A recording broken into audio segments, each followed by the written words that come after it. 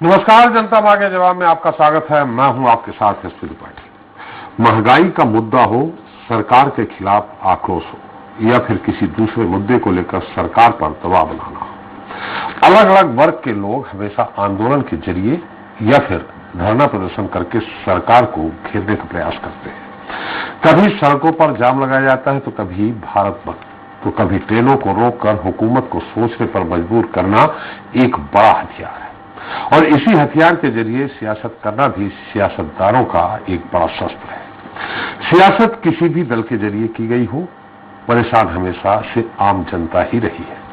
हम बात कर रहे हैं लखीमपुर खीरी की घटना से उठी चिंगारी की, जिस चिंगारी की लौ से आग ऐसी धधकी कि पूरे देश में इसको लेकर सियासी दल अपनी अपनी सियासी रोटियां सेक रहे हैं और परेशान अगर कोई हो रहा है तो सिर्फ और सिर्फ देश की आवाम। जी हां, लखीमपुर खीरी की घटना के बाद से किसी न किसी जरिए से केंद्र और उत्तर प्रदेश की राज्य सरकार को रडार पर लेने का काम विपक्षी बखूबी निभा रहे हैं और अब इसी आंदोलन के जरिए देश में आज रेल रोको आंदोलन किया गया।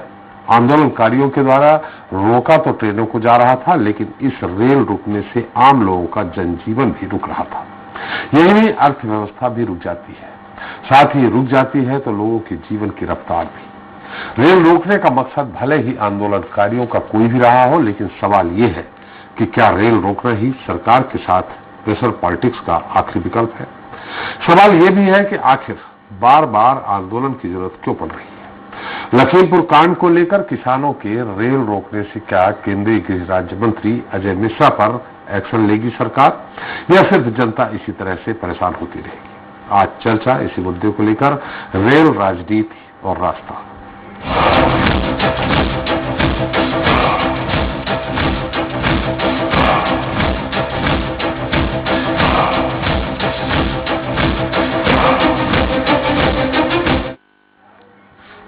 तो उत्तर प्रदेश के लखीमपुर में हुई हिंसा का मामला रोज नए नए रूप बदल रहा है।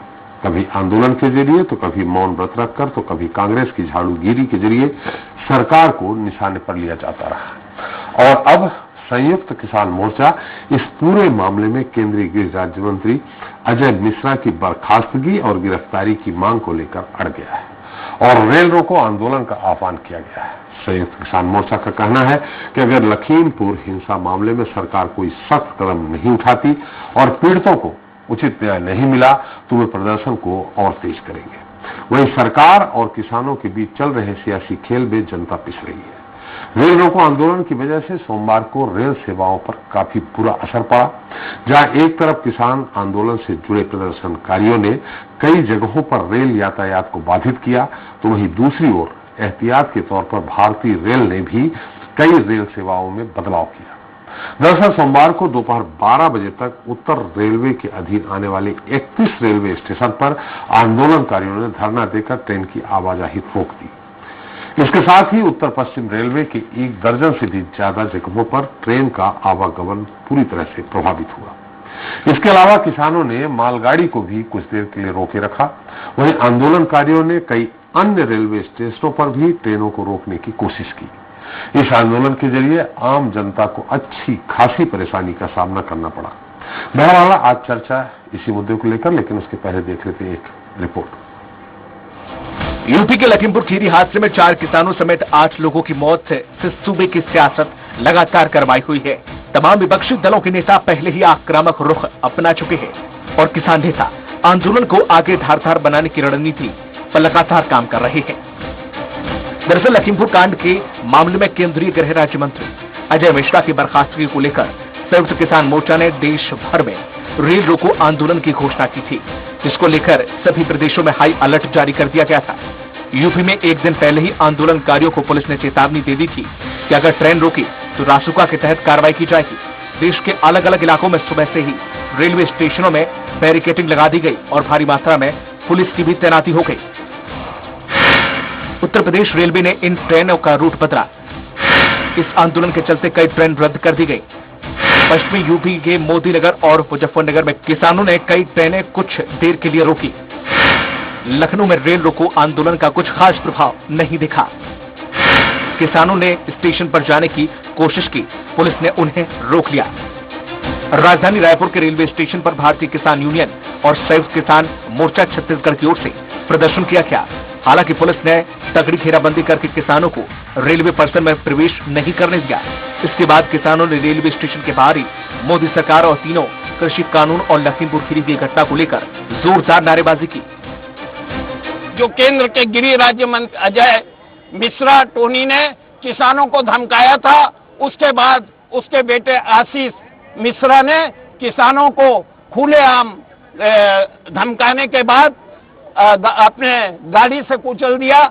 उसी के खिलाफ हमारा ये आंदोलन है। रेलवे का जो गिरोह है उसमें प्रशासन जो है वो आप देख ही रहे हो कि प्रशासन हर जगह पे, हमारे और भी आदमी आ रहे थे कि किसी को अभनपुर में रोका गया, किसी को तिल्डा में रोक दिया गया। उतनी भीड़ जो है ना वो यहाँ पर जुटा नहीं पाए, इस वजह से थोड़ा सा, और प्रशासन भी जो है वो भी इसकी अनुमति नहीं दे रहा। यहाँ तक क्या गेट के पास भी जाने के लिए वहाँ तक की भी अनुमति नहीं देता।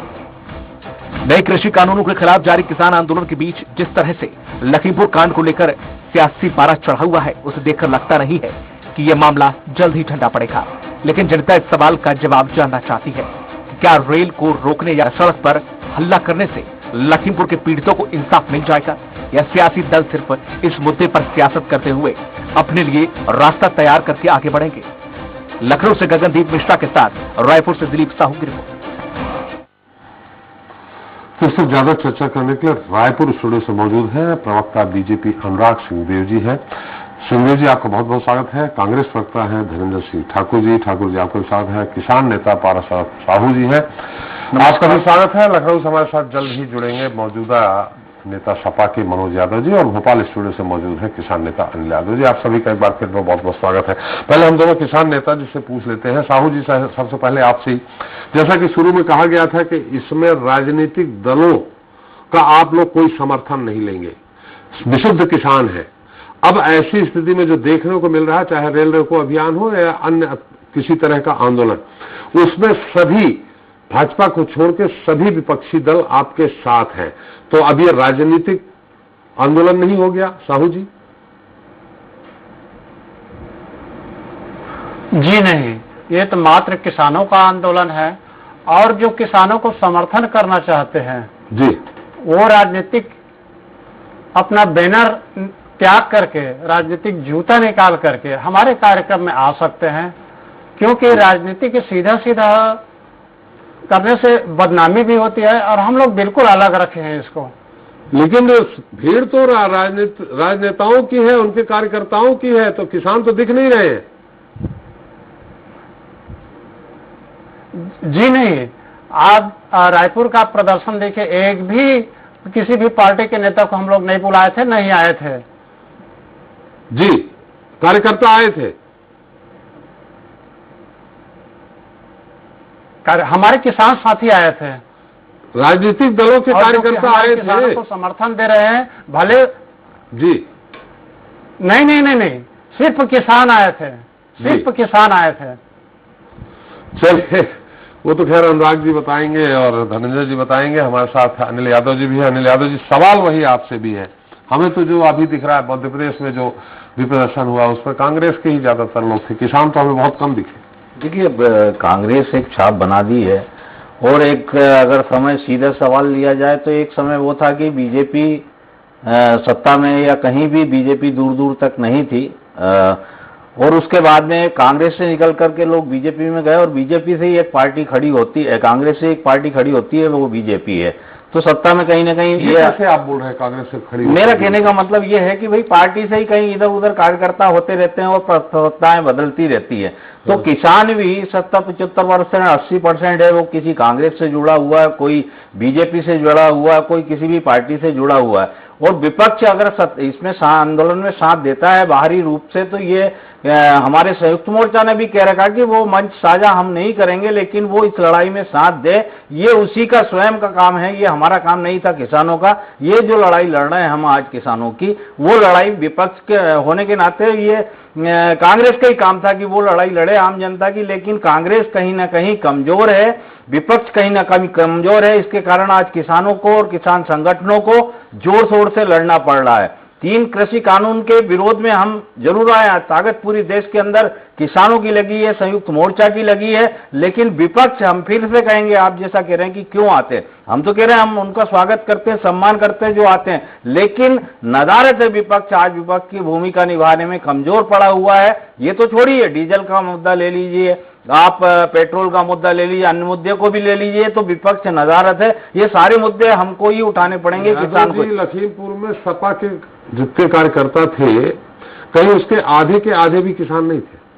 नहीं, आपकी बात को हम मान रहे, किसान कम नहीं थे, किसान ही आते हैं अधिकतर। वो अलग बात है कि सपा से कोई जुड़ा, कोई भाजपा से भी जुड़ा हुआ है, कोई कांग्रेस से जुड़ा है, कोई बहुजन से जुड़ा है, किसान ही जुड़ा।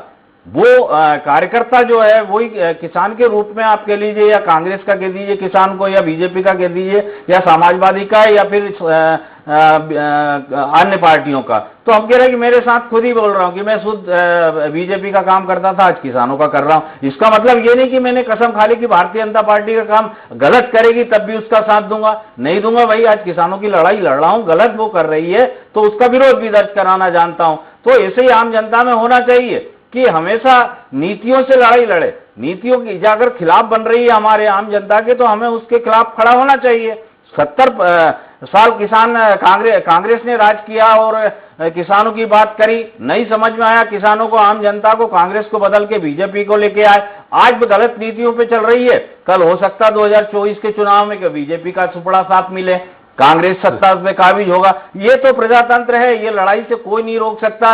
कभी कांग्रेस साथ देगी किसानों का, कभी बीजेपी साथ देगी। हम तो कह रहे हैं कि कैसे भी करके, कांग्रेस हो, बीजेपी हो, कोई भी हो, किसी भी दल से नीतिगत हमारी लड़ाई है, कोई किसी से मनभेद नहीं है, मतभेद जरूर हो सकते हैं, तो लड़ाई तो हम अपनी जारी रखेंगे। कांग्रेस के सहयोग से रहे, बीजेपी के सहयोग से रहे, सभी दलों से रहे, हमें किसी से, देखिए हमारा कोई किसी से भेद नहीं। संयुक्त मोर्चा इस तरह हो गया है कि अब आपको सहयोग की जरूरत पड़ने लगी अलग अलग। नहीं, सहयोग की नहीं, हम ये बोल रहे हैं विपक्ष की भूमिका निभाते हुए वो बाहर से लड़े, हमें कोई आपत्ति नहीं है, उन्हीं का काम हम कर रहे हैं। भाई हमारा कोई, हमें चुनाव नहीं लड़ना है, हमें किसी प्रकार का वो नहीं करना, लेकिन हमारे गले पे अगर छुरी आ रही है, कोई काटने आ रहा है तलवार, और कोई बीच में ढाल लगा देता, तो हम उसको मनाना थोड़ी ना करेंगे कि भैया मुझे मत बचाओ। बचाइए साहब, स्वागत है आपका, हम सम्मान करते हैं, लेकिन जो गला काट रहा है कहीं ना कहीं वो दोषी तो है, उससे दोष मुक्त तो नहीं हो जाएगा अगर किसी तीसरे ने ढाल लगा दी तो। खूब शौक से लगाए। जी जी धनंजय जी, निश्चित तौर पे शुरू में तो जो हमारे आवाज आती थी संयुक्त मोर्चा किसान की कि हमें किसी भी राजनीतिक दल को हम मंच नहीं साझा करने देंगे, कोई आने नहीं देंगे, अब धीरे धीरे बात थोड़ी थोड़ी डाइल्यूट होने लगी है कि आप बैनर मत लाइए, आप आ सकते हैं। खैर ये सब चीजें अलग हैं, लेकिन धनंजय जी आप एक छत्तीसगढ़ में सत्ताधारी दल के जो पार्टी है उसके आप प्रवक्ता हैं, ट्रेन रोक कर आपको नहीं लगता कि आम जनता को परेशानी हो रही है? आपने ट्रेन रोककर आपने प्रदर्शन तो किया, लेकिन जितनी 31 मैंने बताया 31 ट्रेनें प्रभावित हुई। बहुत सारे ऐसे बच्चे होंगे जो गंतव्य स्थान पे जा रहे होंगे, किसी को परीक्षा देनी होगी, किसी को नौकरी ज्वाइन करनी होगी, किसी को अन्य तरह के बहुत ही आवश्यक काम होंगे। ऐसे में अगर रेल रोको आंदोलन आपने किया है तो उससे आम जनता ही पिसी है, सरकार को बहुत ज्यादा कोई फर्क नहीं पड़ा।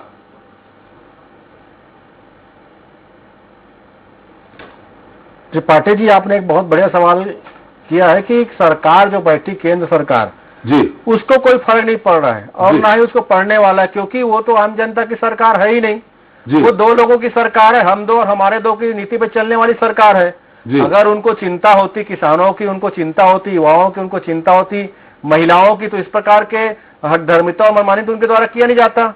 और निश्चित तौर पर लोकतंत्र में अपनी अपनी बात रखने का सबको अधिकार है और उसके तरीके सबके अलग अलग होते हैं। और ये कोई नई बात तो नहीं है कि आज किसानों ने रेल रोकने का काम किया है, स्वाभाविक सी बात है, आंदोलन किसी भी प्रकार को हो, जनता को तकलीफ होती है। और सबसे बड़ी आप देखेंगे त्रिपाठी जी, ये जो किसानों का जो आंदोलन है, इसकी शुरुआत कहां से होती है?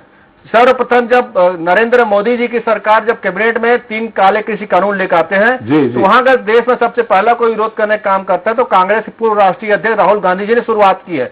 अभी मैं सुन रहा था अनिल यादव जी को कि विपक्ष कहीं पर ही है, हमने तो सदन में आपकी बात को रख के पहली लड़ाई लड़ने का काम किया, पहली शुरुआत हमने किया है। अनिल यादव जी, ठीक है, आपके क्या विचारधारा में उससे मुझे कोई लेना नहीं है, लेकिन अगर आज देश भर के किसान आंदोलन कर रहे हैं तो कहीं ना कहीं वो देश भर के किसान जो है आम जनता की भी लड़ाई लड़ रहे हैं, क्योंकि इस 3 काले कृषि कानून के भीतर में उस वस्तु अधिनियम को संशोधित कर दिया गया है जिससे देश में महंगाई बढ़ने वाली है और बढ़ रही है। आज जिस प्रकार की स्थिति है, खाने का तेल आप देख लीजिए 180 रुपए किलो से ऊपर के दाम पर मिल रहा है, राहर की दाल 180 रुपए किलो के दाम पर मिल रहा है, पेट्रोल डीजल की तो बात ही मत पूछिए, 35 रुपए के पेट्रोल में 60 रुपए का टैक्स केंद्र की सरकार वसूल रही है। तो कहीं ना कहीं देखेंगे केंद्र सरकार की नीतियों के चलते उस ट्रेन में बैठा प्रत्येक व्यक्ति प्रभावित है, जितना ट्रेन रोकने वाला किसान प्रभावित है। तो मुझे ऐसा लगता है केंद्र में बैठी सरकार को किसानों की बातों को सुनना चाहिए और ऐसी कोई परिस्थितियां निर्मित ना हो जिससे आम जनता को परेशानी हो। दो चीजें हैं यहाँ पे, दो चीजें हैं। आपने कहा कि आम जनता को परेशानी होनी, आम जनता को अगर वो नहीं सुनना चाह रही, आम जनता की सरकार नहीं है,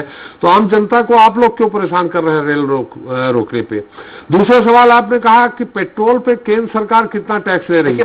आपको ये भी मालूम होगा छत्तीसगढ़ सरकार कितना टैक्स ले रही?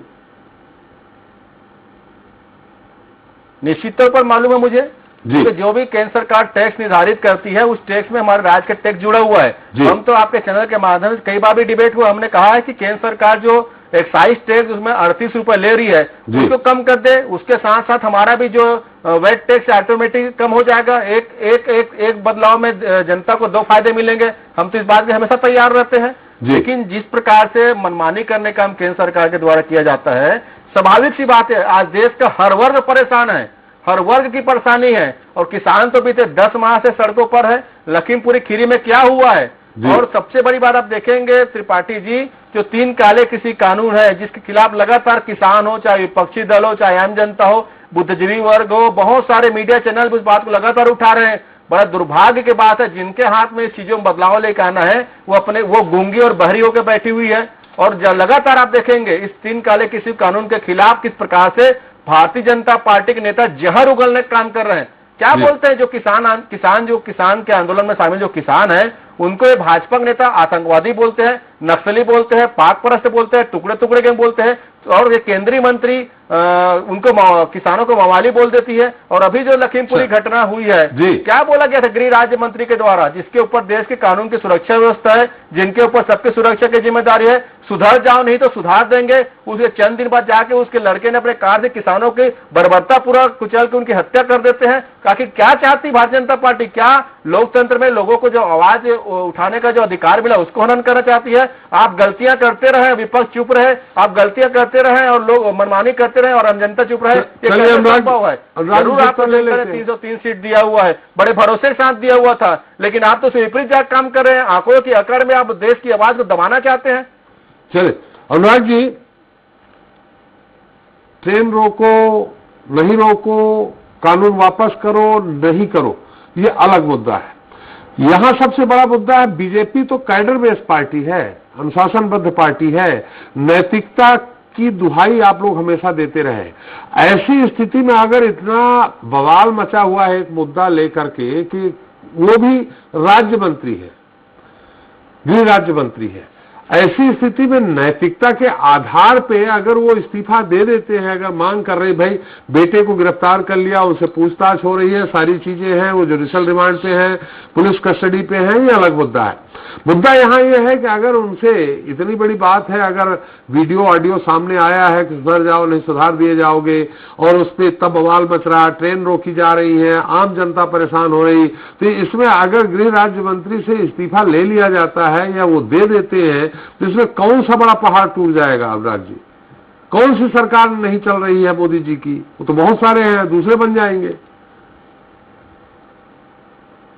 त्रिपाठी जी, बहुत अच्छे पॉइंट के साथ आपने मुझसे प्रश्न किया है जी। और मुझे लगता है कि प्रश्न यही है कि आखिर में बिगड़ क्या जाएगा जी। प्रधानमंत्री मोदी जी को किसी भी तरीके से हटाया जाए, बिगड़ क्या जाएगा? किसी मंत्री को टारगेट करके सरकार को कमजोर करने का प्रयास किया जाए, बिगड़ क्या जाएगा? लेकिन मैं एक बात जरूर कहना चाहता हूं त्रिपाठी जी कि भारत के अंदर जो विपक्ष की राजनीति चल रही है वो विपक्ष की राजनीति नहीं बल्कि षड्यंत्र और साजिश की राजनीति चल रही है। और टूल किट के रूप में चाहे कोविड हो, चाहे सीए हो, चाहे शाहीन बाग हो, चाहे लखीमपुर खीरी हो, चाहे किसान आंदोलन हो, पार्लियामेंट के सामने हो, ये एक एक करके संसद भवन के सामने जिस तरीके से घटना हुई, ये स्पष्ट करता है कि यहाँ इस देश के अंदर जो विपक्ष की भूमिका है वो बहुत ही घातक स्थिति की तरफ आगे बढ़ रही है। अब प्रश्न ये लखीमपुर की घटना की, लखीमपुर के घटना में स्पष्ट रूप से यदि कोई विषय था तो उस पर कार्रवाई की गई, मंत्री के बेटे को गिरफ्तार किया गया। वो अलग बात है कि उसका वीडियो कोई भी देने में असफल रहा कि वहां पर वो उपस्थित रहे, लेकिन फिर भी जो पब्लिक का या जो लोगों का दबाव था, विपक्ष की बात थी, उस आधार पर उस पर कार्रवाई की गई और संबंधित लोगों पर कार्रवाई करते हुए संतुष्ट किया गया। सबको मुआवजा 45 लाख रुपए का। अनुराग जी आप ही कह रहे हैं, आप ही कह रहे हैं, अनुराग जी आप ही कह रहे हैं कि पब्लिक का दबाव था, आम जनता की मांग थी, इसलिए उनको गिरफ्तार किया गया, जबकि उनका वीडियो कोई सामने नहीं आया। आप आज इतनी ट्रेनें रोक दी गई, 31 ट्रेन रोक दी गई, अलग अलग बातें आई, तो भाई वही तो मैं कह रहा हूँ, गृह राज्य मंत्री इस्तीफा दे दे जब तक जांच हो रही। जांच आएगा, दूध का दूध पानी पानी हो जाएगा, फिर से आप उनको शपथ दिलवा दीजिएगा। नहीं तो ये मैं तो वही बात कर रहा हूँ त्रिपाठी जी, कि ये जो ब्लैकमेलिंग की राजनीति कर रही है, भारत के सरकार को गिराने का काम चल रहा है, भारत के सरकार के खिलाफ षड्यंत्र चल रहा है, इससे कोई झुकने की आवश्यकता नहीं है। ये तो ट्रायल होगा, सुप्रीम कोर्ट ने संज्ञान लिया है, ट्रायल लिया होगा इस पूरे मामले का, और ट्रायल के बाद जो भी सामने आएगा नतीजा, उस आधार पर कार्रवाई की जाएगी। सुप्रीम कोर्ट ने स्वयं संज्ञान लिया है। तो जब इतनी स्पष्ट रूप से कार्रवाई हुई है तो रेल रोकने का क्या औचित्य है? और फिर सड़क जाम करके, वहां बॉर्डर जाम करके महीनों से बैठे हुए, वहां के लोगों का जीना दुभर हो गया, लोग दिल्ली के अंदर उस रास्ते से घुस नहीं पा रहे हैं, वहां पर हत्या कर दी जा रही है और ऐसी जघन्य हत्या की जा रही है वहां पर, जिससे मानवता भी शर्मसार हो जाए। ये संसद वहां पर संसद के सामने घुस जाते हैं, वहां ट्रैक्टर लेके घुस जाते हैं। ये किस तरीके का आंदोलन है? शाहीन बाग का आंदोलन चलाया गया महीनों तक चलाने के बाद उसकी परिणति दंगे से हुई, फिर उसकी जांच की गई तो पता चला कि उसमें कौन कौन लोग हैं। तो आज इसी तरीके की राजनीति करने का काम किया जा रहा है। प्रश्न बहुत स्पष्ट है कि जब कानून लागू ही नहीं है, आज सस्पेंडेड है वो कानून, और सुझाव इनसे 1000 बार मांगे जा चुके हैं, मंत्रियों ने इनको आमंत्रित किया, इनको बैठाया, इनसे चर्चा की, अमेंडमेंट क्या करना है इनसे पूछा गया, न तो ये अमेंडमेंट बताते हैं, न संशोधन बताते हैं, और आज तो कानून भी सस्पेंड है, तो आंदोलन क्यों किया जा रहा है?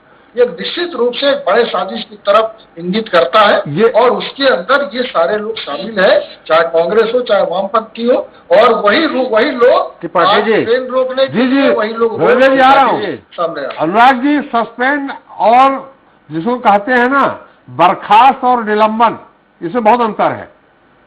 आप कह रहे हैं सस्पेंड, निलंबित माने अभी लागू नहीं हो रहा, लेकिन आप ये इशारा नहीं कर रहे हैं, ये नहीं बता रहे हैं कि लागू होगा ही नहीं, इसको कानून को समाप्त किया जाए। यही तो डिमांड है इनकी कि कानून को समाप्त किया जाए, आप उसको निलंबित कर रहे हैं, माने कुछ दिनों के लिए टाल रहे हैं। त्रिपाठी जी, सबसे आश्चर्य की बात तो यही है देश के अंदर कि देश में पहली बार किसानों को 6000 रुपए सम्मान निधि देने वाली सरकार, जो सबसे पहले आज तक 70 साल कांग्रेस की सरकारें नहीं, इन्होंने क्यों नहीं चिंता किया? हम तो अब पूरे छत्तीसगढ़ के किसानों को, मैं बता रहा हूँ, 24 लाख खातों में हम 6000 रुपए सालाना दे रहे हैं।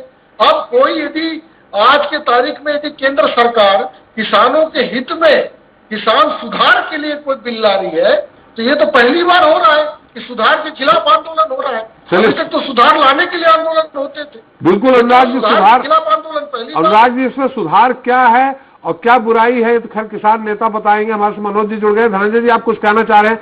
मनोज यादव जी लखनऊ से जुड़ चुके हैं हमारे साथ, सपा नेता। धनंजय जी, आपको जो कुछ कहना, थोड़ा संक्षेप में, फिर मनोज जी के पास जाएंगे। अभी आपने अनुराग सिंह जी की बात सुने, आपके चैनल ने पूरा छत्तीसगढ़ से देश सुनने काम किया होगा। जिस प्रकार की भाषा भाजपा नेता बोलते आ रहे, किसानों को आतंकवादी, षड्यंत्रकारी, टुकड़े टुकड़े गैंग, मवाली, पाकप्रस्त, आखिर अनुराग सिंह जी ने वही भाषा बोलने का काम किया है। देश में हल चलाने वाले किसानों को षड्यंत्रकारी बताने का काम अनुराग सिंह जी कर रहे हैं, पर ये नहीं बता पा रहे हैं अगर जो आंदोलनकारी किसान षड्यंत्रकारी है अनुराग जी, तो आपके पास फोर्स है, आपने क्यों उनको गिरफ्तार नहीं किया? क्यों उसको जेल में डालने का काम नहीं किया? क्या आपकी सरकार इतनी निकम्मी हो चुकी है, सिर्फ जबान चलाने से काम नहीं चलेगा अनुराग सिंहदेव जी, कि आपके मर्जी में आए तो आप युवाओं को टुकड़े गैंग बोल दो, आपकी मर्जी में आए तो आप किसानों को मवाली बोल दो, आतंकवादी बोल दो, नक्सली बोल दो, किसानों के ऊपर कार चढ़ा दो और देश बेहतर है। ये नहीं चलेगा अनुराग सिंहदेव जी। अगर 330 सीट देश जनता देती है ना, अगर तो प्रधानमंत्री नहीं रहेंगे।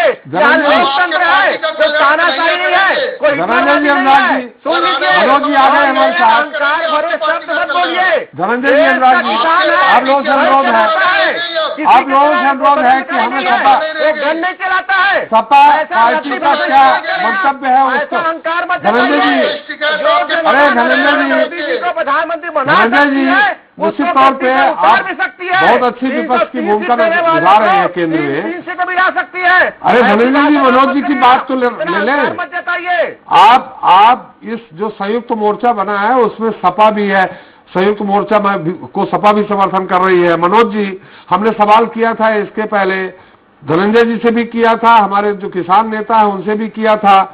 आप विरोध कर रहे किसान जो बिल आया है उसका बहुत अच्छी बात है।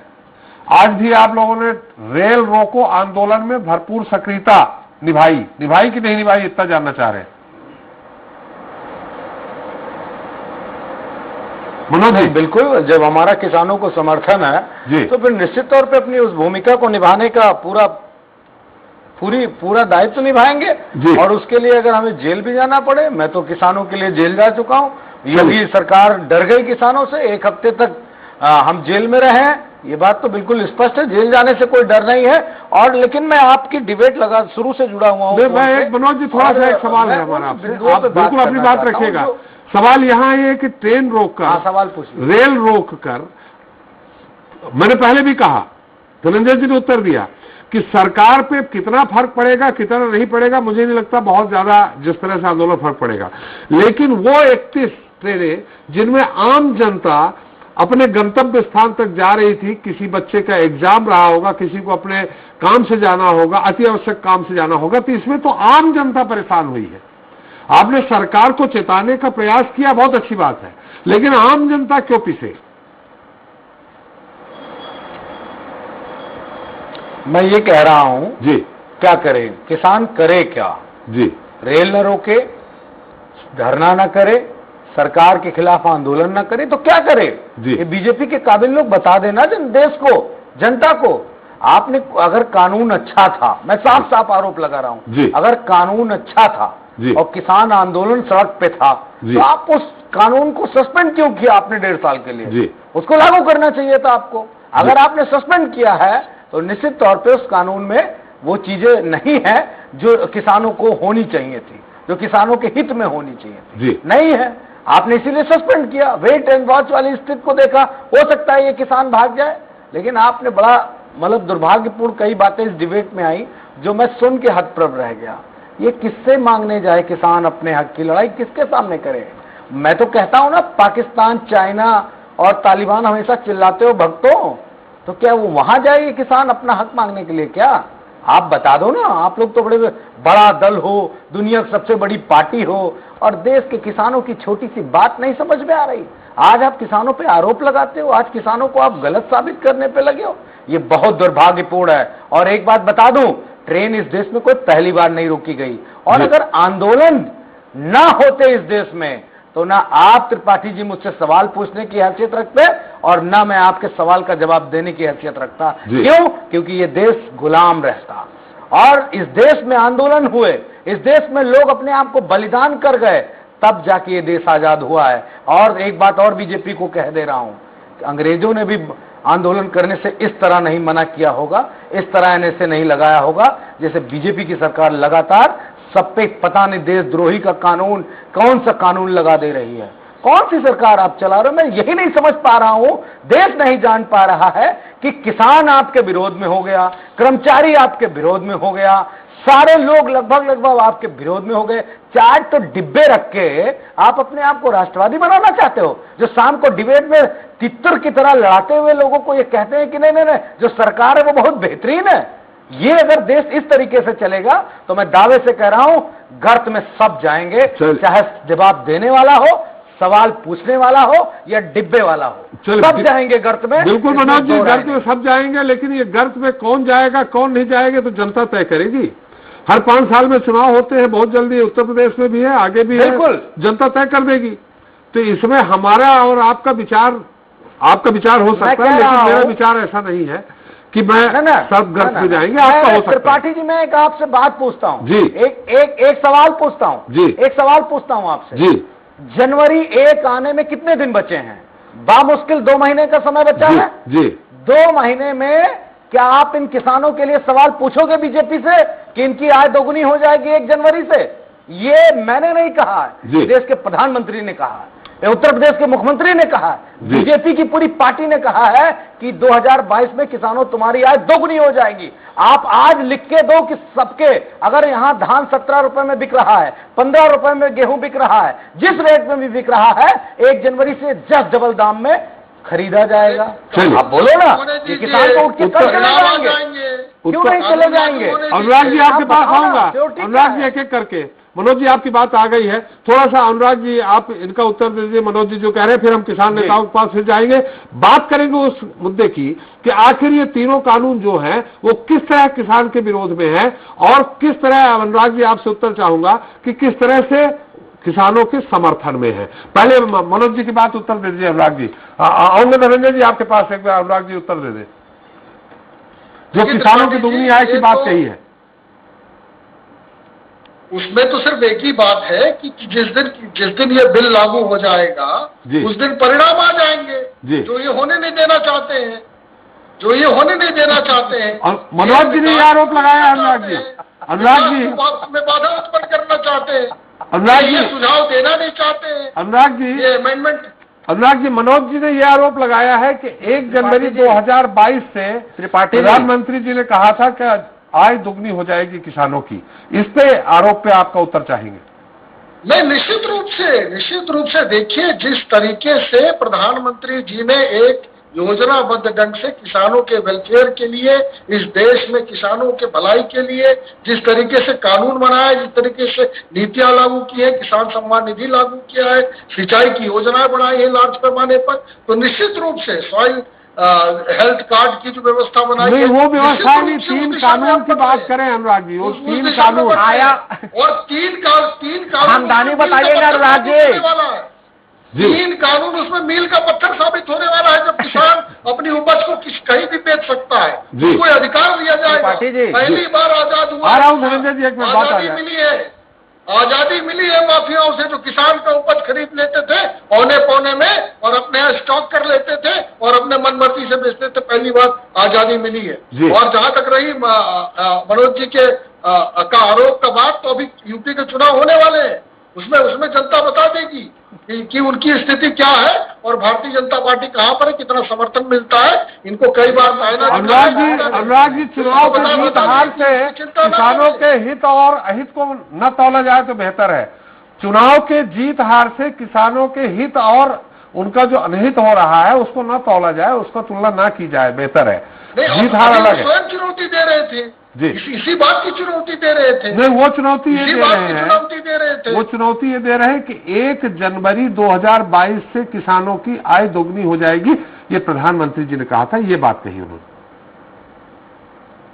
उसका उत्तर मैंने स्पष्ट रूप से दिया है, और मैं तो सिर्फ मानता हूं कि इस देश के अंदर जिस तरीके की राजनीति चल रही है वो विपक्ष की राजनीति नहीं है, बल्कि साहब एक एक करके विपक्ष के लोगों द्वारा की जा रही। जी, मनोज जी आपके पास भी आ रहे हैं, धनंजय जी काफी देर से इंतजार कर रहे हैं। धनंजय जी, थोड़ा संक्षेप में, अगर वाद विवाद होगा तो किसानों का बहुत अच्छा मुद्दा है। देखिए, किसानों के हित का मुद्दा आप भी जानते हैं, तो किसान तक भी बात नहीं पहुंचेगी, आम जनता तक मैं बिल्कुल बात नहीं करूंगा। इसलिए आरोप प्रत्यारोप की जगह अपनी बात रखें। मैं कोई बात नहीं करूंगा। जी हैं, अनिल जी हैं, उनसे बात रख लेते हैं। जैसा मैं एग्जाम्पल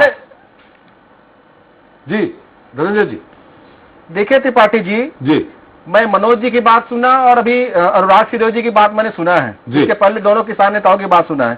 छत्तीसगढ़ में मुख्यमंत्री माननीय भूपेश बघेल जी की सरकार जब किसानों को धान की कीमत 25 रुपए देने का काम किया, शुरुआत में हमने 25 रुपए दिया, तो जो किसानों की आय बढ़ाने की बात करते हैं, जो आमदनी बढ़ाने की बात करते हैं, दोगुनी की बात करते हैं, यही लोग कहने लग गए क्या छत्तीसगढ़ का किसान देश के किसानों से अलग है, जो है इनको 2500 के साथ मिलना चाहिए। ये इनकी नियत, इनकी बदनीयत है। दूसरी बात है, 3 काले कृषि कानून की बात। धनंजय जी यहाँ पूरा प्रश्न उठता है। धनंजय जी यहाँ एक प्रश्न उठता है, सुनिए ना, देखिए समर्थन मूल्य पूरे देश में एक लागू होगा। अब वही ये बात आई है कि क्या छत्तीसगढ़ में समर्थन मूल्य अलग से क्यों लागू कर देंगे? पूरे प्रदेश के हर प्रदेश में समर्थन मूल्य एक लागू होगा, इसलिए ये बात कही गई थी। निश्चित तौर पर संघीय ढांचे का मामला है ना। हम अपने 2500 दे रहे हैं ना, आप तो समर्थन मूल्य का सपोर्ट प्राइस देंगे जी। नहीं त्रिपाठी जी, आपने समर्थन मूल्य डिसाइड किया जी। हमने कहा कि हम अपने किसानों को 2500 रुपए प्रति क्विंटल देंगे जी। हम अपने संसाधन से दे रहे थे, अपने बलबूते दे रहे थे, अपने किसानों को दे रहे थे। तो क्या इसका स्वागत होना चाहिए कि इसको रोकने के लिए नियम शर्तें लगाना चाहिए कि आप किसानों को अगर 2500 एक साथ देंगे तो सेंट्रल पूल में आपका चावल हम नहीं लेंगे? क्या शर्तें लगानी चाहिए? क्या नहीं लगानी चाहिए? यही इनके किसानों को लेकर बदनीयती स्पष्ट हो जाती है। और तो आपके चैनल के माध्यम से ये भी कहना चाहूंगा, जैसे अनुराग सिंह जी ने कहा कि 3 काले किसी कानून से किसानों की आय दोगुनी हो जाएगी, मैं तो कहूंगा आपने इनको मध्य प्रदेश में क्यों लागू नहीं किया, उत्तर प्रदेश में क्यों लागू नहीं किया? ऐसे 17 राज्य हैं जहां भाजपा की सरकारें हैं, सपोर्ट में भी है, चाहे सिंगल की सरकारें, आप वहां लागू कर लेते, देश को नया एग्जाम मिल जाता। क्यों शिवराज सिंह चौहान जी उसको लागू करना नहीं चाहते? क्यों योगीराज जी उनको लागू नहीं करना चाहते? तो कहीं ना कहीं जो दाल में काला वाली बात लगती है, दाल में काला नहीं है, पूरा कानून ही काला है। सस्पेंड कर रखा है, उसको बढ़ा जब सस्पेंड आप कर रहे हो तो कहीं ना कहीं आपको लग रहा है ना कि वो 3 काले कृषि कानून में कहीं ना कहीं ढेर सारी खामियां हैं जो किसान नेता करे। सही बात है, जो कांग्रेस के पूर्व राष्ट्रीय अध्यक्ष राहुल गांधी ने सदन पहले दिन बात रखी, वो बात में सच्चाई है, इसीलिए आप उसको सस्पेंड करके रखे हुए हैं। और सस्पेंड नहीं, मैं तो आपके चुनाव के माध्यम से कहूंगा उस कानून को ही निरस्त कर देना चाहिए किसानों के हित में और देश के हित में। जी जी, चलिए पारसनाथ जी अनुराग जी ने कहा इसके क्या फायदे हैं। मनोज जी आ रहा हूं, आप ही के पास आऊंगा, थोड़ा हम किसान नेताओं की बात रख लें, आप भी सुन लीजिए उनका मंतव्य क्या है। पारसनाथ जी, क्या नुकसान है जी? और जैसा अनुराग जी ने कहा कि आप जी, अनुराग जी ने कहा व्यापारियों के बीच में जो किसान बंधा हुआ था वो मुक्त हो गया है, कितना मुक्त होगा? नहीं, अनुराग सिंह देव ने एक बात कही कि किसानों के लिए मील की पत्थर साबित होगी जी। हम किसान समझ चुके हैं, ये किसानों के लिए डेथ वारंट है, हम नहीं बचेंगे, हमारी जमीन छीन जाएगी, हमको एमएसपी नहीं मिलेगा, पूरा कृषि सेक्टर उद्योगपतियों के हाथ चले, क्योंकि हम मंडी में जी जा नहीं सकते जी, और जाएंगे तो वहां व्यापारी नहीं मिलेंगे, क्योंकि उनको तो एक पेन कार्ड पर खरीदने का अधिकार दे दिया है और साथ ही उसको टैक्स भी नहीं लगेगा जी। बाहर में खरीदेगा टैक्स नहीं लेगा, तो मंडी में खरीदेगा तो टैक्स लगेगा, तो क्यों मंडी जाएगा? तो मजबूर होकर किसान उसके पास जाएंगे, चाहे खेत में जाएंगे, चाहे दूसरे मंडी में जाएंगे, हम व्यापारी के हवाले कर दिए जाएंगे। और आज भी स्थिति यह है कि उसके पेमेंट का कोई ठिकाना नहीं है। आज तो जो अधिकृत मंडी है, जहां किसान धान बेचे हैं, राजिम में हुआ घटना, महासमुंद में हुआ घटना, आज कोई उसका पेमेंट दिलाने के लिए सफल नहीं हुआ। प्रशासन कमजोर पड़ रही है, जिसमें अनुबंध पत्र है उसको दिलाने में मतलब सरकार फेल हो रही है। तो तीनों कानून बताइए, कोई आधार नहीं है। क्या अंतर है तीनों कानून? जैसा आपने कहा कि मंडी में हम बेच नहीं सकते, प्राइवेट। एक तो स्टॉक वाली बात इसमें है, एक तो मंडी वाली बात में बताया जी, मंडी वाली बात बताया, दूसरा स्टॉक वाली जी। जब अनावश्यक स्टॉक बहुत ज्यादा स्टॉक कर लेंगे तो अभी जो कालाबाजारी जो देख रहे हैं उसकी जनता इतना शिकार होगा कि पूरे जब चाहे तब लुटेंगे और कम रेट में खरीदेंगे, अधिक रेट में बेचेंगे। और क्योंकि उसका स्टॉक लिमिट खत्म कर दिया गया है, ये एक कानून उसका है और आवश्यक वस्तु संशोधन अधिनियम है। ये कुल मिला के इसमें दिन भर बहस करो तो भी कम पड़ेगा, क्योंकि 30-35 पन्नों का है और इसको हम लोग अच्छी तरह समझ गए हैं। अगर ठीक है भारतीय जनता पार्टी का केंद्र सरकार कहना ठीक है तो आए किसानों के बीच स्वागत है, क्यों नहीं आता? क्यों चर्चा नहीं करना चाहती? क्यों बदनाम करना चाहती है किसानों को कि हम एक फोन में बुलाएं, क्यों आज तक फोन नहीं आया प्रधानमंत्री का? उसके नियत में खोट है, तभी तो स्वीकार करता है ना कि आप क्या संशोधन मंत्री तो बैठ रहे हैं ना आप लोगों के साथ चर्चा में, तोमर तो बैठ रहे हैं। नहीं, बिल्कुल कब बुला रहे हैं? बिल्कुल नहीं बुला रहे, बिल्कुल नहीं बुला रहे हैं, पूरा साफ साफ झूठ बोलते हैं। 7-8 मीटिंग हो चुकी है संयुक्त किसान मोर्चा के प्रतिनिधियों निरंतर बैठ, हाँ, उसमें वो एमएसपी को एकदम बाहर कर देता है। जी, आप ये बात करिए कि बैठके हुई है, कहाँ सार्थक चर्चा कहाँ हुई है? चलिए, तलाश देती है कि आप एमएसपी की बात मत करो। अनिल जी हमारे साथ हैं। अनिल जी, शुरू में ये बात कही गई थी, मनोज जी आ रहा हूं आपके पास। अनिल, बात ये कही गई थी एमएसपी निर्धारित कर दिया जाए, और साथ में 2 चीजें आप लोगों ने मांग की थी। खैर पारसनाथ जी का अपना अलग होगा। 2 चीजें कि दूसरा, आप कोर्ट जा सके, एसडीएम कोर्ट के यहां ना हो, आप कोर्ट भी जा सके, एमएसपी निर्धारित कर दें। शायद शुरू में ये बात भी आई थी, लेकिन बाद में इस बात पे किसान मोर्चा अड़ गया कि नहीं, तीनों कानून वापस करो। सरकार का जो कहना था, जो थोड़ी छन की बातें आ रही थी कि संशोधन हम कर सकते हैं, संशोधन होगा, लेकिन अंततः कुछ नहीं हुआ। मीटिंग आप लोगों की कृषि मंत्री के साथ पूरा एक मिनिस्टर ऑफ पूरा ग्रुप बना हुआ था, 5 मंत्री थे आप लोगों के, सारे जो प्रतिनिधि के अलग अलग मोर्चा था उनके प्रतिनिधि थे। कई बार बात हुई, नतीजा सिफर रहा।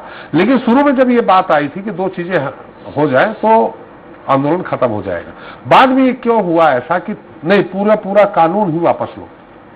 देखिए क्या हुआ, शुरुआत 11 दौर की वार्ता हुई और लगभग में 1.5 महीने 2 महीने आंदोलन में ही रहा और टिकैत जी के साथ ही रहा। तो शुरुआत में नहीं, शुरुआत से ये हो रहा था कि ये जो कंफ्यूजन था, पहली बात तो ये जो लेके आए उधेड़-बुन करके, यानी गोल गोल घुमा करके उस कानून को बनाया गया, उसको समझने में।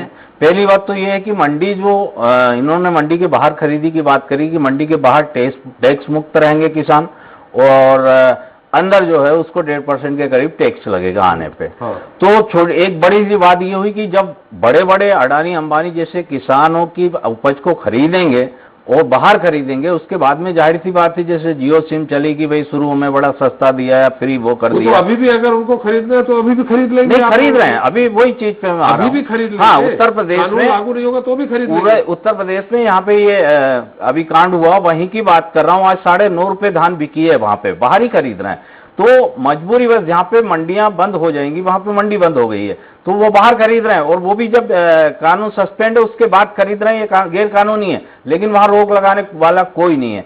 तो वो बाहर जैसे कि अभी अनुराग जी बता रहे थे कि बाहर कहीं भी ले जा सकते हैं, पहले भी ले जा सकते थे हम, कोई रोक थोड़ी ना थे कि विदेश में ले जा रहे हैं या इस देश से उस देश में ले जा रहे हैं तो आप रोक लगाएंगे। पहले भी खुली बाजार था हमारे लिए और आज भी खुला बाजार है। तो ये कोई बड़ा कानून लेके आए तो इसमें कोई विशेष वो नहीं कर दिया कि आप बाहर पहले नहीं बेच सकते थे, अब बेच सकते हैं। दूसरी स्टॉक लिमिट जो हटा दी है वो आप स्टॉक लिमिट हमें क्या, हमारे पास अब 5 एकड़ का किसान क्या पहले स्टॉक करता था क्या? अभी स्टॉक लिमिट जो जैसा कि बता रहे हैं पारसनाथ जी की स्टॉक लिमिट हटा दी है, मैंने कोई बड़ा व्यापारी कम से कम ब्लैकमेलिंग चालू हो जाएगी। हाँ, वो अपने स्टॉक भर लेगा, बाद में जब महंगा होगा तब बेचेगा। देखिए यही होगा कि 4 महीने पहले जब स्टॉक किसानों का माल आना होगा तब स्टॉक वो निकालेगा। आम जनता को उस समय महंगाई की मार झेलनी पड़ेगी, आम जनता भी रोएगी। किसान को जब आवक हो जाएगी तो उसका आवक का हवाला देके सस्ता कर दिया जाएगा अनाज, जैसे कि आज चल रहा है। आज भी ऐसा है, लेकिन आज छोटे पैमाने पे, कल बड़े पैमाने पे हो जाएगा।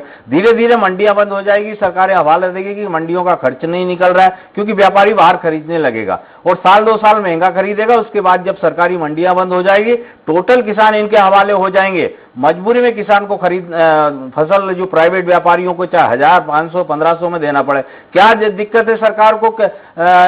न्यूनतम समर्थन मूल्य को कानूनी जामा क्यों नहीं पहनाती सरकार? भाई ठीक है, कानून बना दीजिए उससे कि इससे ज्यादा कम पे खरीदा जाता है तो ये दंडनीय अपराध रहेगा व्यापारियों के लिए। तो प्राइवेटीकरण करे, लेकिन किसान नेताओं के साथ में बैठ के एक बार सस्पेंड पूरी तरीके से कानून को वापस ले ले। ये कि आपका निर्धारित न्यूनतम समर्थन मूल्य निर्धारित कर दे। हाँ, दूसरी बात, एक बार के लिए कानून पूरी तरीके से वापस ले लें, किसान नेताओं के साथ बैठे। इनका खुद का अनुसांगिक संगठन भारतीय किसान संघ है, उसको नहीं बैठाया गया साथ में, उसकी भी सलाह मशवरा नहीं ली गए। और मैं तो फिर आपके अनिल जी आप मुद्दा हम आप कह रहे हैं कि आपकी पहली मांग ये है कि न्यूनतम समर्थन मूल्य वापस ले लें, दूसरी क्या है, कानून वापस लेने की क्यों जिद हुई? देखिए कानून लेने की जिद वो इस कारण कि लोगों को ये बताया जा रहा है कि ये राजनीति घुस गई है, उसमें राजनीतिक दल साथ में आ गए हैं, इसलिए जिद आ गई है कि पूरा आप तीनों बिल वापस ले। तीनों बिल संशोधन न करके वापस ले, इसी कारण उसमें ये संशोधन, ये कोर्ट तक का रास्ता इन्होंने खोला। अब कोर्ट का रास्ता खोला तो बचा क्या है भाई? ये एक तो न्यूनतम समर्थन मूल्य के लिए कानून अपने आप सस्पेंड हो जाता है, न्यूनतम समर्थन आप कानूनी जामा पहना दीजिएगा उसको। बाकी फिर उसमें रे क्या जाता है स्टॉक लिमिट का, तो स्टॉक लिमिट की तो हम मांग कर रहे हैं कि स्टॉक लिमिट किसान करता नहीं है, हमें जरूरत ही नहीं है उस कानून की, आप लागू मत कीजिए, हमें नहीं जरूरत, हमें स्टॉक नहीं करना है। ये किसान मांग कर रहे हैं, आप वोट के माध्यम से करा लीजिए, आप किसी और अन्य माध्यम से करा लीजिए। अब इसके बाद बचा क्या? सिर्फ कानून जाना और नहीं जाना, तो उसको करना क्या हमें कोर्ट कचहरी जाकर के, जब कोई बीच में बिचौलिया ही नहीं रहेगा, हमें अपनी जमीन किसी को देनी नहीं है। वोट मतलब किसी भी माध्यम से किसान से तो पूछिएगा, आप जबरदस्ती कह रहे हैं कि आप जमीन दीजिए, 5 एकड़ के जमीन में 2 एकड़ में वो वेयर हाउस बनाएगा, स्टिक लिमिट कुछ भी कर सकेगा, उसकी जमीन जो है किसान से हमने पूछा है, भाई हम किसान से बात करें। ना दो जमीन, ये कहाँ है कि जबरदस्ती जमीन देना हो? यही तो बात आ रही है कि भाई 90% किसान कह रहा है कि हम नहीं देना चाहते हैं। और ये क्या हो रहा है, जब जब भी ये सरकार आती है साहब, बनती है तब कुछ बात करती है। मोदी जी ने उस समय, जब मोदी सरकार 2014 के चुनाव नहीं हुए, तो उन्होंने कहा हम न्यूनतम समर्थन मूल्य घोषित करेंगे। ये C2+50 की बात हो रही थी, और लेके आए वो ना जाने क्या, खाली पुड़िया छोड़ते हैं, पुड़िया छोड़कर किसानों को वहीं बैठ जाते हैं। हम कह रहे स्वामीनाथन आयोग की रिपोर्ट की मांग करते आ रहे थे, वो लागू कर देते आप सीधे में, वो घुमा फिरा करके। स्वामीनाथन आयोग की रिपोर्ट तो बनी थी यूपीए सरकार में। हाँ बनी थी, कहीं भी बनी थी, हमने उसमें सरकार 6 में बनी थी, अब और 14 तक रही है, तो क्यों नहीं लागू किया?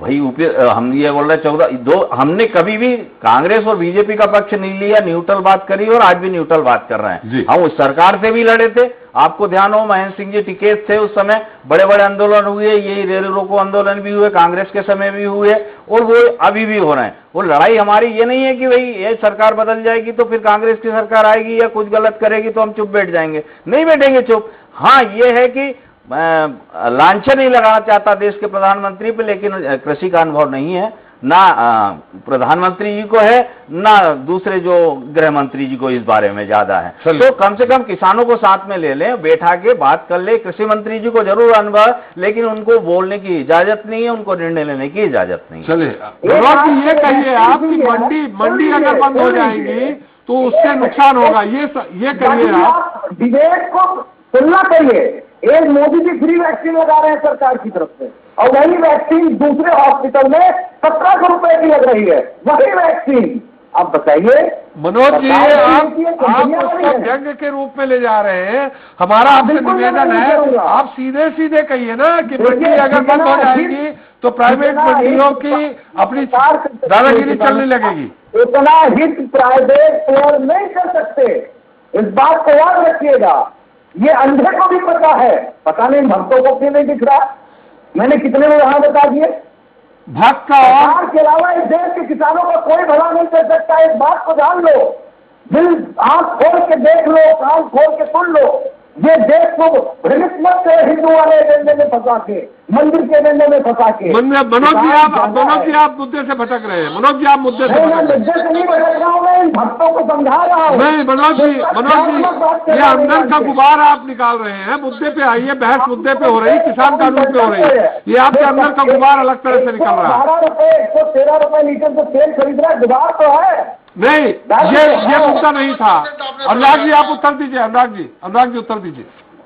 देखिए, विषयांतर कर दिया त्रिपाठी जी, इन्होंने पूरे डिबेट को विषयांतर कर दिया, दूसरी तरफ लेके चले गए। लेकिन मैं सिर्फ तीन पॉइंट कह रहा हूँ, मैं सिर्फ 3 पॉइंट कह रहा हूँ। मनोज जी सुन लीजिए। पहला पॉइंट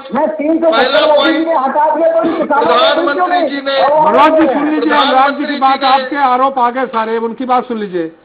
प्रधानमंत्री जी ने स्पष्ट रूप से कह दिया एमएसपी लागू थी, लागू है, लागू रहेगी, एक बात। दूसरा, उन्होंने कोर्ट के दरवाजे खोल दिए, यदि कोई आपत्ति हो तो कोर्ट में जा सकते हैं।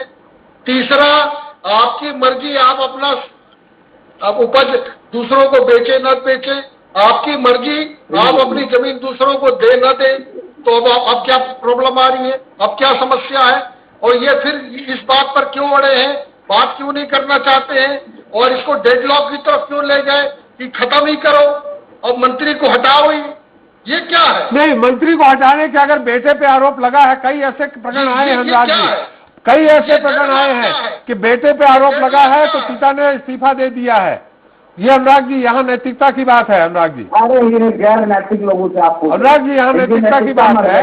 अगर वो इस्तीफा देने से जांच तक कर और भाजपा दो अलग विषय है त्रिपाठी जी। नैतिकता और भाजपा दो अलग विषय है। नैतिकता की बात ही न पूछिए इनसे। अगर इनमें नैतिकता होती तो किसानों में आमदनी दोगुनी करने के लिए काम करते जैसे नरेंद्र मोदी ने वादा किया था। अगर इनमें नैतिकता होती तो देश की जनता को 35 रुपए में डीजल देते। अगर इनमें नैतिकता होती तो 2 करोड़ रोजगार जो देने का वादा इन्होंने किया थी वो उसको पूरा करते। अगर इनमें नैतिकता होती तो देश की जनता के ऊपर महंगाई की बात है। नैतिकता भाजपा तो अलग चीज है, कोई लेना देना नहीं है। ये इतना दबाव रखा हुआ है वो नैतिकता अलग है। के आरोप चाहे जो पार्टी रही है उससे लगते रहे हैं। नरेंद्र जी मनोज जी इस तरह आरोप लगते रहे हैं। हम नैतिकता की यहाँ ये बात कर रहे हैं अनुराग जी से कि भाई अब आप जांच होने तक अगर गृह राज्य मंत्री इस्तीफा दे देते हैं तो क्या फर्क पड़ना है। शाह जी अकेले अपने आप में काफी हैं। ये दूसरा गृह राज्य मंत्री बना दीजिए। रहे तो निभाना, बहाल ना हो ना। इनमें तो निभाना, इनमें नैतिकता नाम की चीज ही नहीं है। ये तो नैतिकता क्या है जान। अगर नैतिकता इनमें होती तो गृह मंत्री जिस पर देते थे। चलिए हमारा समय समाप्त हो गया है। सड़कों पर घटना होती है, इंस्पेक्टर भदौरिया को बीजेपी के कार्यकर्ता मार देते हैं। उस कार्यकर्ता को पदासीन कर दिया जाता है, पद पे बैठा दिया जाता है जमानत होने के बाद। उस पार्टी से क्या नैतिकता की बात करते हैं। चलिए मनोज जी अब वो फिर मुद्दा अलग जा रहा है। बहुत बहुत धन्यवाद मनोज जी आपका, अनुराग जी आपका, धनंजय जी आपका, अनिल जी आपका, पारसनाथ जी आपका हमारे साथ चर्चा में शरीक होने के लिए। तो कृषि कानून को लेकर सरकार और किसानों के बीच शुरू हुआ टकराव फिलहाल खत्म होने का नाम नहीं ले रहा। अगर ऐसे में लखीमपुर कांड ने इस पूरे आंदोलन को आग में घी डालने का काम किया है। भले ही कानून को लेकर किसानों और सरकार के बीच कई दफा बैठकें हो चुकी हो, लेकिन इस बैठकों का नतीजा सिफर ही रहा और किसान संगठन अलग अलग ढंग से सरकार को बैक फुट पर भेजने का प्रयास कर रहे हैं। ऐसे में देखने वाली बात यह होगी कि सरकार और किसानों के बीच फिलहाल जो लखीमपुर खीरी की घटना को लेकर सियासी लकीर खींची हुई है वो कैसे और कब खत्म होगी। जनता आगे जवाब देता ही। नमस्कार।